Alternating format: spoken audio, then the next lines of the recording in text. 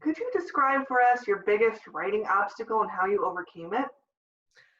So when I was answering this, when you asked it to me originally, I think my first response was I can't answer that in the past tense because it's an ongoing obstacle. For me, it's really finding time to actually focus and write consistently. I am very easily distracted by other things that I need to do. One of my friends calls this virtuous procrastination. Mhm. Productive procrastination is more alliterative, right?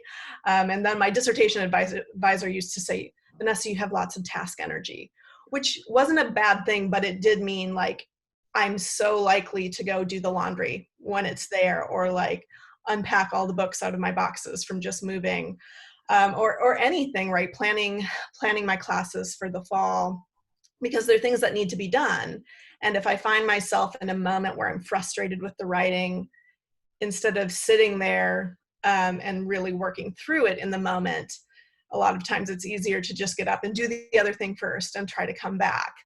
And that's not always bad, right? Like, you do get the stuff done. That's why it's virtuous. But then you come back, it's all done, and you still have to face that writing task. So I think really for me, it's putting your butt in the seat, unless you have a standing desk. But I tend to sit, and sort of forcing myself to try to work through the stickiness, even if it means doing some free writing, right? Or moving to a section that I feel like I can handle rather than the one that I'm stuck on, just so I can be in the habit of writing. So like that writing every day practice. I did a couple of things to really overcome this. I joined a Facebook group of fellow academics called Writing Every Day. And we check in and log oftentimes word count, but sometimes if it's a more abstract thing that we're working on, we'll talk about how much time were there. Like I logged an hour today, right? I worked on the introduction. Or people who are doing the Pomodoro method, where you set a timer and you sit down and you have to write until time is up. They will say, I did 5 tomato timers today. I did 5 Pomodoros. And so they've been really great, because they're also a group that you can say, I utterly could not do it today, right? And they'll be like, you'll get it tomorrow. So they become kind of coaches. And then, yeah, other writing groups, any form of accountability works really well for me. So that's the way I got through the book. Currently, I'm actually doing Zoom sessions with grad student friends, and we will set up a Zoom call, and at the beginning we'll talk about our tasks for the day, what our goals are. We'll set a certain amount of time, mute each other, throw them up in the corner. They're there, but you're just focusing on your writing. And then say an hour later, we check in and say, did you meet your goal? What do you have left? So those are sort of the best ways that I can sort of avoid that productive procrastination. Or sometimes you have to do it. Like sometimes you do have to just walk away. Absolutely. But those are the ways that I keep my butt in the seat. I have a hard time with that as well.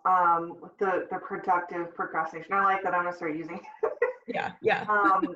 because I find that it really stresses me out, and it's very distracting to have a lot of stuff around me, Yeah. which is probably why the office is clean and nothing else at the moment. Right. But I love the idea of having a Zoom call for accountability. That's one of the things I've been talking about with people recently as well, is like how accountability can work, and other also like ways to be accountable with yourself, because that's something that I struggle with. Like I might try to write a section of my book every week, but then it's like you get to Sunday and it's like, oh Yeah. well, maybe I'll just write 2 sections next week and it will be. And then it builds up. Yeah. So I like that a lot. Yeah, it's been really great, especially during the pandemic, because it's also a way of reconnecting with people that you wouldn't normally get to write with. So yeah, the 2 women I'm working with right now, we've been working multiple days a week for over a month, and they're women that I went to graduate school with. They're both professors of literature, but in different fields. And so they're good outside people to talk to about an idea you're working through, to articulate it. So that's been really great. And then, yeah, I get to hang out with my friends who are in New Jersey and New Hampshire. So it's kind of win-win in that way. Definitely.